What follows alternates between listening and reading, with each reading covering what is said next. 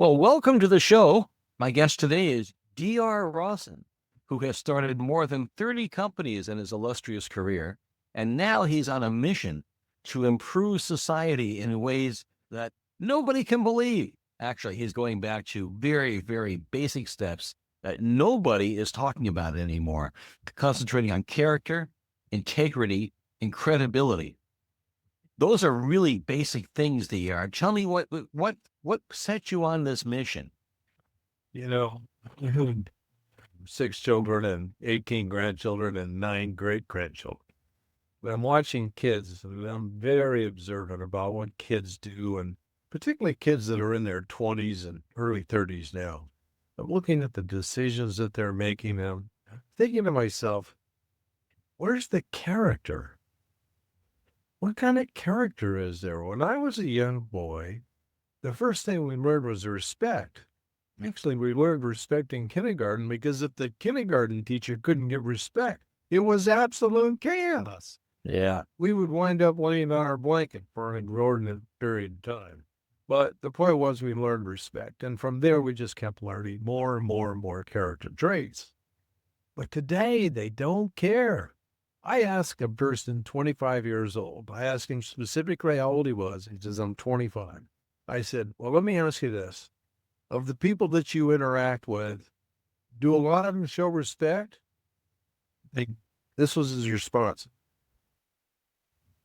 Respect? I wouldn't say particularly that they demonstrate respect. I said, do you?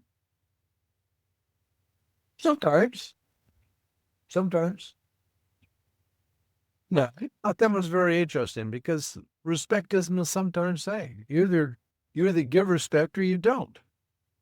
Period. That's the way it works. Well, how do you respond to people who say, well, respect needs to be earned? You don't just give it blanket. Respect does need to be earned, but that's on the receiving end.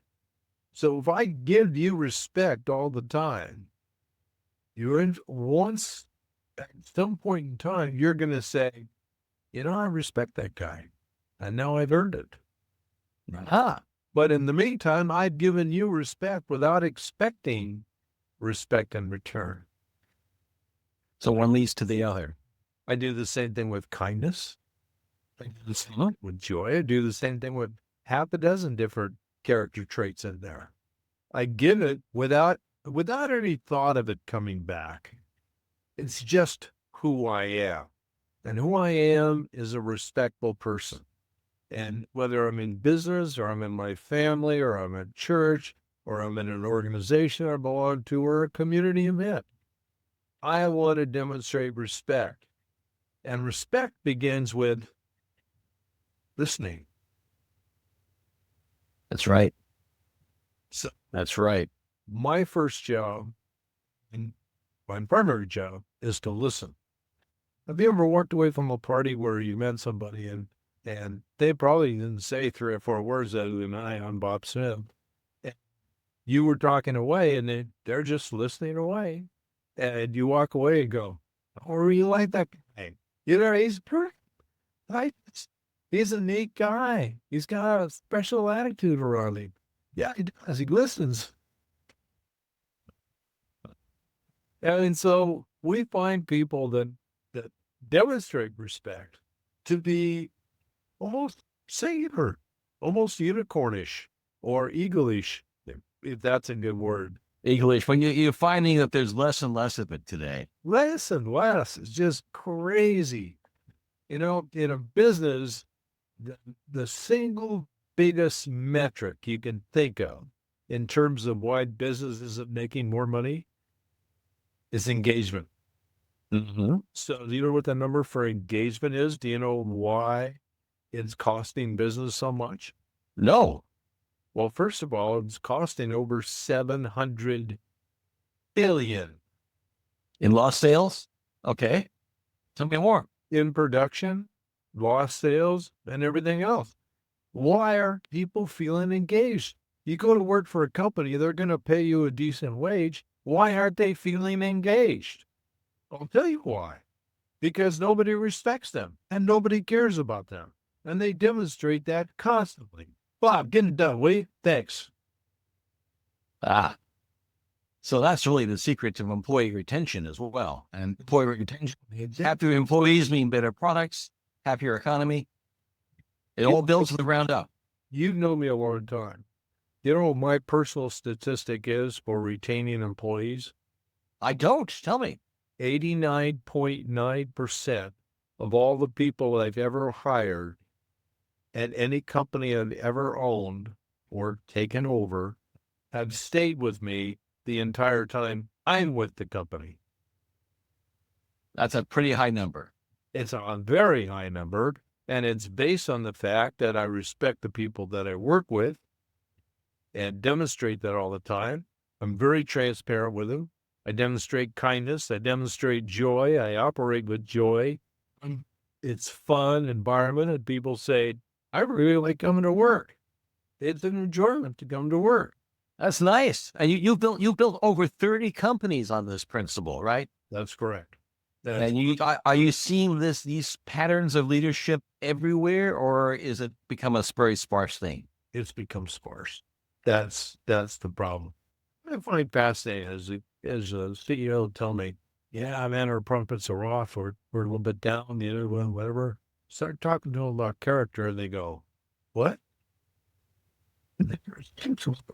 Yeah, their style of leadership is get it done. Okay, there's what you need to do. Get it done. Right. That's my vision. I want it executed. Come back to me in 2 weeks. Let me know how you're doing. You got a paycheck. That's all the motivation you need. That's it.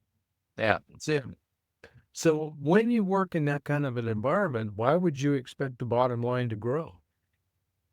That's a good point. It's an excellent point. And I think if you're a business and you're the CEO, the only reason you can be in business is if you can grow the bottom line. If you can't grow the bottom line, then what good are you? Yeah. A new CEO in there.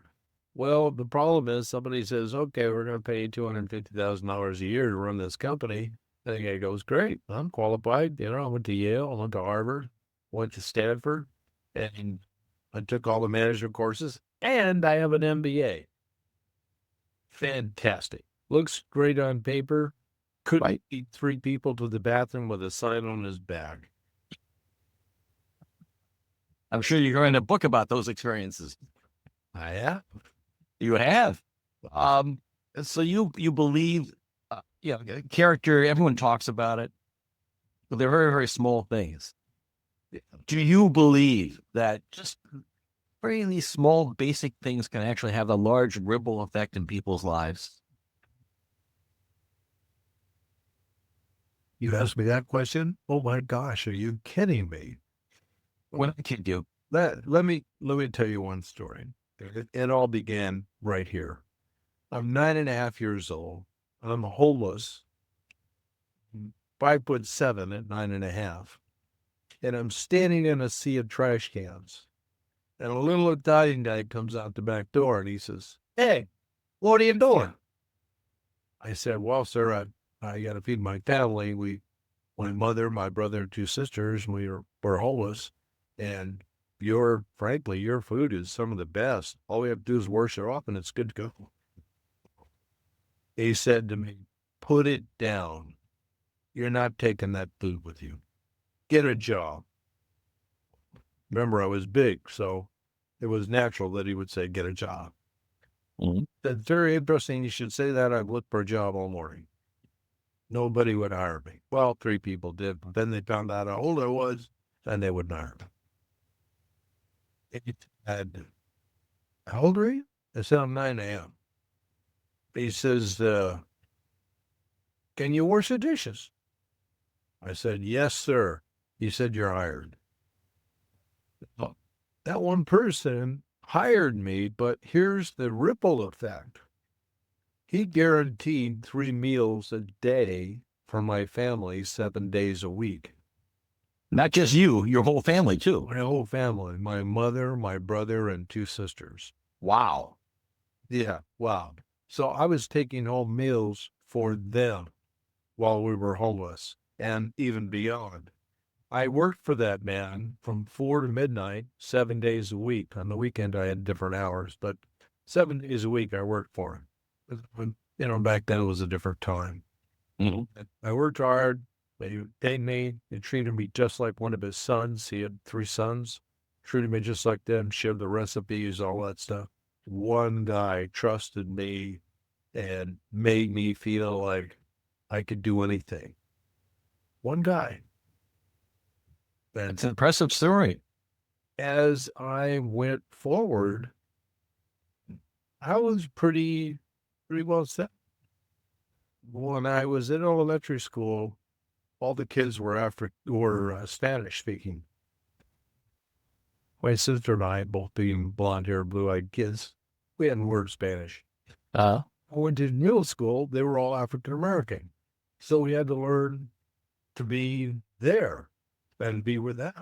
And life changed. It was a different environment. We'd gone from being homeless to poor, which was a big step. An apartment.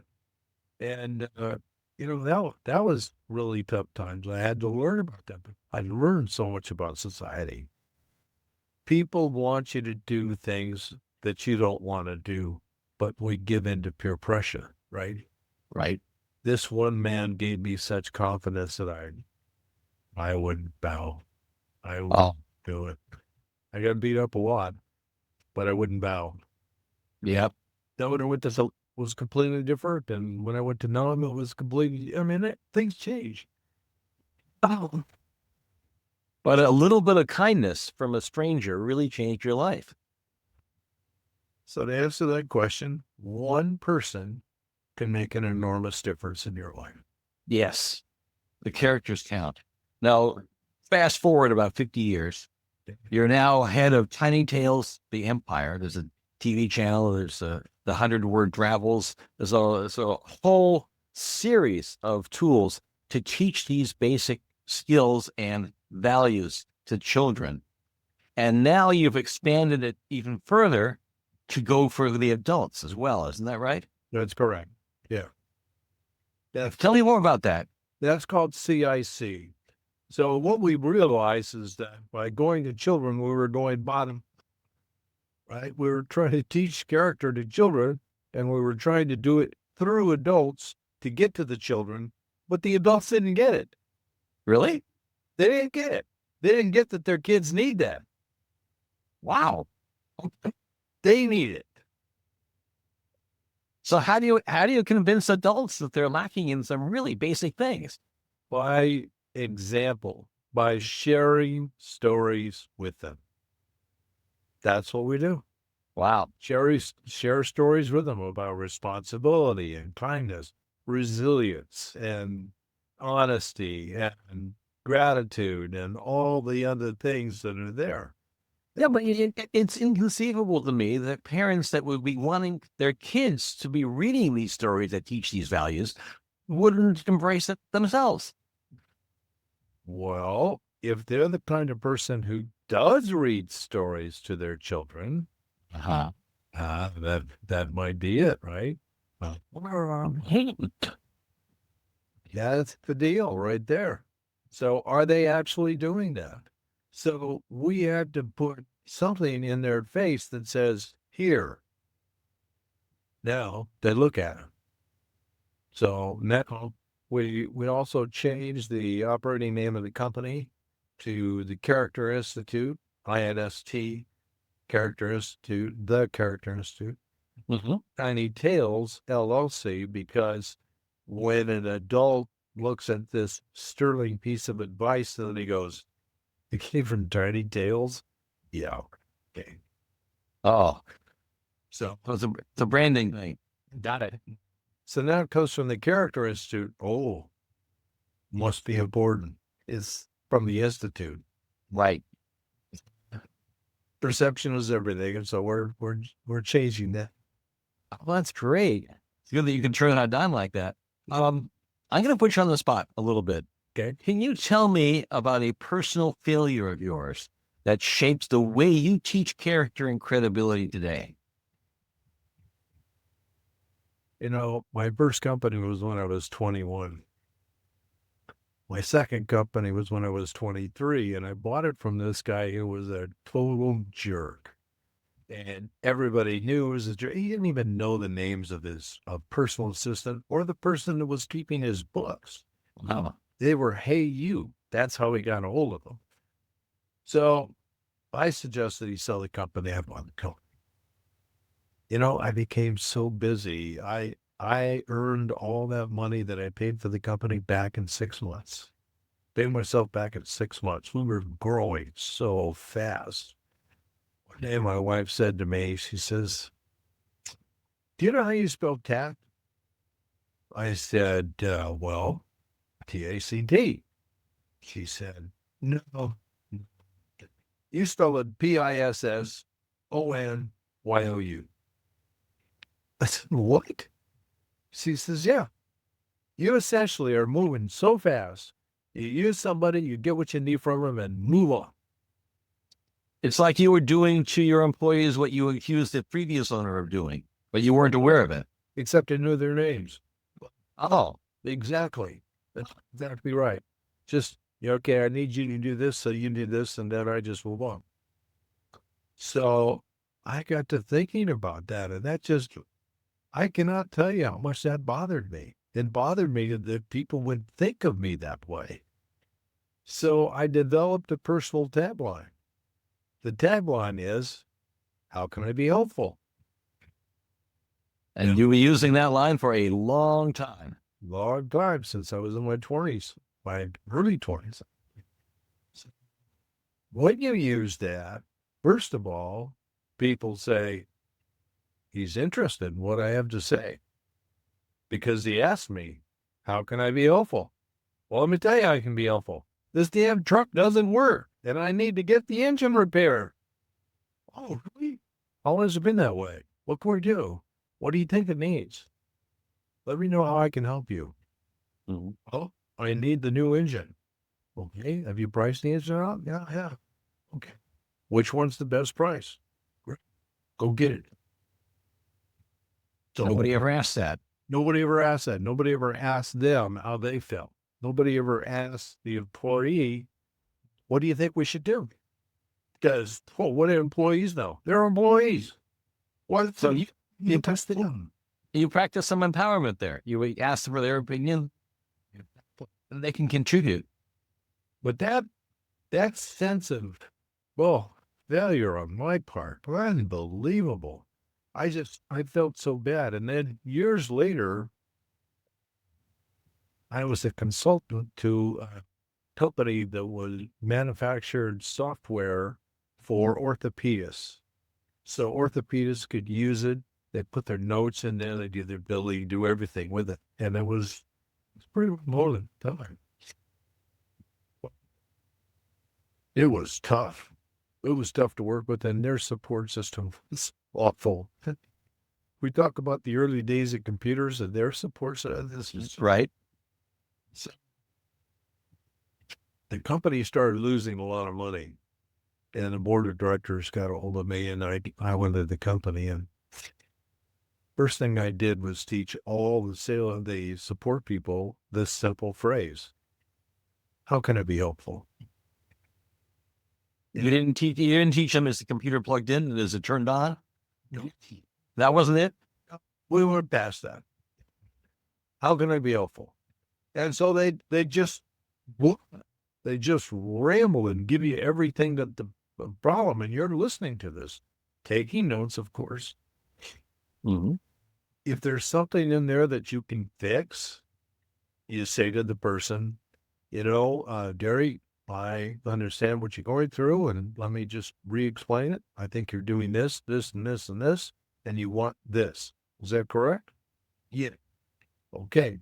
Tell you what, I don't have an answer for you right now, but I'll get an answer for you. So let me give you a call back in an hour, and I'll report to you the status. So an hour later, they call back. Gary, don't have an answer for you yet. I'm still working on that. I thought I could get it from so-and-so. I can't get it from them, so I got to go ask somebody else, and I'm going to get this answer for you, and I'll give you a call back in another hour. So they make a commitment to help. They follow up. Nobody ever does that. Even if they don't have the answer in an hour, Nobody ever does this. What a great way to turn everything around. Customers. We did. In 3 months' time, we turned it around. People were calling. They loved our support. We were getting glowing reports. People call and say, can I just speak to the CEO? Can I speak to the president? Can I speak to somebody who's in operations? I want to talk about your support. And then along the way, one of the customers actually gave us an idea about how we could make our manual even easier to understand than it was. And so we made those changes, implemented them, and once we did that, glowing reports. Nice. We didn't have Nice. stars then, but if we'd added, we'd easily got 4 out of 5 all the time. And plus, you invoked a rule that no American company does. You know, you listen to customers. Listen. Make sure you listen. So anyway, that improved their bottom line dramatically. We turned the company around. They started making a profit. They improved their software. That was helpful to them. It cost them some money. I think they wound up losing a little over $1 million by the time we got them turned around, but they quickly made that back over the next year and a half. Very cool. Yeah, that's a great story. These are great lessons. But that was like a long time ago, right? Decades ago. The world has changed since then. We got AI now, and people are getting hired and fired really quickly. Surely you have an idea about what human traits will always matter, regardless of the era. The way I see it, human intelligence will always rule. AI is nothing more than a big database. It's a large language model. My friend Gary Friedman taught. Yeah. It's machine learning. There's no intelligence going on. There's no intelligence happening at all. Artificial intelligence is just a convenient name we put to it, and it's short. It's easy to remember. Large language model, I mean, come on, it's large. 3 syllables. 3 syllables. Everybody uses AI, but in reality, if you think about it like just a large database, and the interface is what we call AI. Well, it's great, but if you don't ask it the right questions, you're not going to get anything that's helpful. True enough. So whose mind does that involve? The human. Yeah. So when humans say, well, AI is going to take my job, really? I think it's more a case of somebody who understands AI is going to take your job. Yeah. And you use it as a tool, like everybody else. And it's like the Industrial Revolution. You know, it changed things, but there were winners and losers, and people adapted. And I think looking back, nobody said that was a bad thing. It was just change. I think even closer is the introduction of the computer. You and I are both around when computer PC came out. 1970s, yeah. I remember people telling me, if you think you're going to put one of those damn things on my desk and have me use it, you get a new thing. Well, do you think they have their job 6 months later? No. So which human traits then, which character traits then would help you prevail in this era of constant change? Adaptability and resilience. Resilience is a tough one to teach. Resilience is not that tough to teach. I'll tell you why. You know, I just wrote a story this morning about a young boy who wanted to learn to play basketball. And he was the world's worst basketball player. Nobody would ever pick him on their team. He went out, every shot he made was useless. Air, bricks, garage door, on the ground, on his shoe. Never hit the basket. You understand what I'm talking about? Yeah, I get it. He's bad. Yeah. So he decides that the only way to become good is to practice. On his own, he decides this. So he goes out and he practices. He throws it 100 times, and 100 times he misses. Now, he could have just walked back into the kitchen and says, Mom, I just don't get basketball, and I'm done. He could have done that. But he kept going back. And he kept going back. And his dad said, why do you keep going back? And he said, because the only way I can get better is if I go back. Otherwise, I'll just wish I was better. Well, that's wisdom right there. So Yeah. that's resilience. That's a good that's a good characteristic to have. It is. And it can be taught so many ways. Kids do the dishes. You give them the first responsibility to do dishes. And oh my God, there's food all over the place. They fry them and put them in the cabinet. There's big chunks of food on the plate.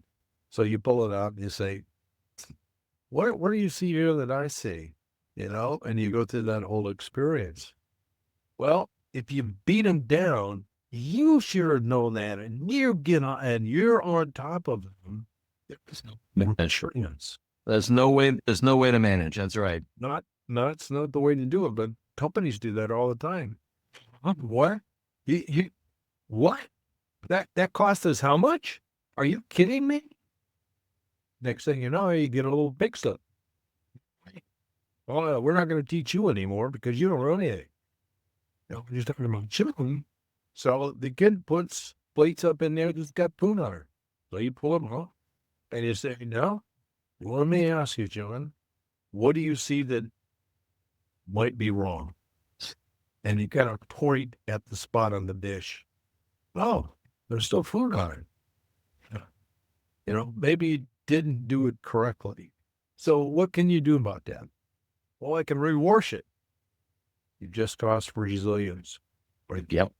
Yeah. That's such an easy thing to do too. Or you just walk away. Well, I'm not doing that. Forget it. I didn't get it right the first time. I'll just walk away. How many kids are doing that today? It's a question. Hard. I don't want to do it. That's not me. I'm not that guy. I don't want to do it. Oh, I see that so often now, and that's a really tough nut to crack in terms of changing that attitude. But it could have been changed when they were young. Yes. Hence the whole motivation for this entire project, which is a wonderful thing. Yeah. So, I know you do a lot of consulting. You talk with a lot of professional organizations. What lessons do you want the business leaders and the parents and the communities that you lecture to understand about building legacy? Well, first of all, I want to teach you a simple formula. This formula is tested over time. In fact, over thousands of years. And it's simple, really simple. Character plus integrity equals credibility. Ability and trustworthiness are kind of in the same Credibility vein. and trustworthiness are the same. Yeah. So if you want to be somebody that people trust, you should live by character. Maybe you should respect people. People trust you back. Maybe you should treat people nicely. People treat you back nicely. Let me just share one thing about kindness. Kindness is like charity. You can never give too much of it without it coming back. No. It's absolutely true. The more charitable things that I do, the more I get back. That's just the way it works. The more kindness I extend to others, the more people extend kindness to me. So imagine you got this guy named Larry who just lost his job someplace, and he's coming home and he's just ticked off. He's upset. And he's looking for his next job, and he's still upset. So he goes into the next employer upset. Yeah, that's not going to work well. The result's not going to be the worst. Compared to Shelley, who loses her job from the same company. Mm-hmm. She goes into another company, and she says, "Hi, how are you? I'm Shelley."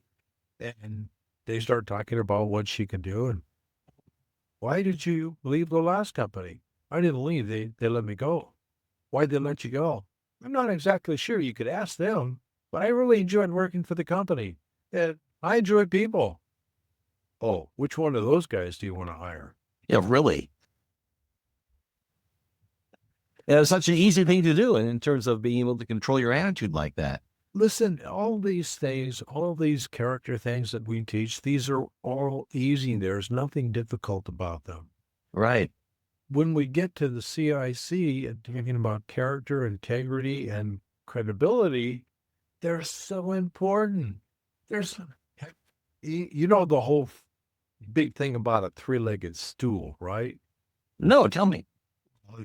Three-legged stool is always level. Even if one leg is shorter, it's still level. You're at an angle, but you're still level. It's always grounded. Right. Always grounded, right. So you can be a little short on credibility. The other legs will still support you. You'll still be level. You could be a little short on character. The other legs will support you. You'd be perfect. There's nothing here that we're teaching that says, oh, in order for you to have character, you got to be perfect. You got to know how to use respect all the time. You can do this all the time. You can do that all the time. No. You have to be working at that all the time. That's what you have to be doing. You have to be saying to yourself, I want to be a respectful person. And are you going to have times when you're not respectful? When the guy comes out and runs his hand down your car with his ring finger and leaves a big scratch, and you go, hey, bud. Are you respectful? Probably not. Does that mean you're not a respectful person? No, it doesn't. You can probably treat credibility like a bank account, and you can keep doing things that build up your credibility over time, which is a very difficult thing to acquire in your life, but it's so valuable later on as you interact in the workforce and with other people. It's built one decision at a time. That's very good. Decision at a time. There's an old expression somebody told me back when I was maybe 17, 18 years old. They were giving me a lot of attaboys because I was doing a good job with this and doing it. Right out of high school, I was hired to work as a warehouse. Well, quickly they moved me to a guy who controlled the inventory, and then I was over the guys that were the same guys that I was hired to do. And I don't like I was 17 and a half. It just kept getting better. And then it went up and up and up and up. And all this time, some old guy came to me one day and he says, you know, you can get a lot of attaboys, but one aw shit can make it go all the way. I know what? I don't understand that. You don't? No. You make one wrong choice. Right. And all that credibility you have goes away. That's right. How about the person he's up against it, he's got a family to support, and he can't get any money, so he goes out and robs a bodega. He made one wrong choice. Up until that time, he was a good dad, he was a good husband, he did all the right things, he was a good employee. He just wasn't making enough money, and so he thought he'd take a shortcut because he didn't have integrity.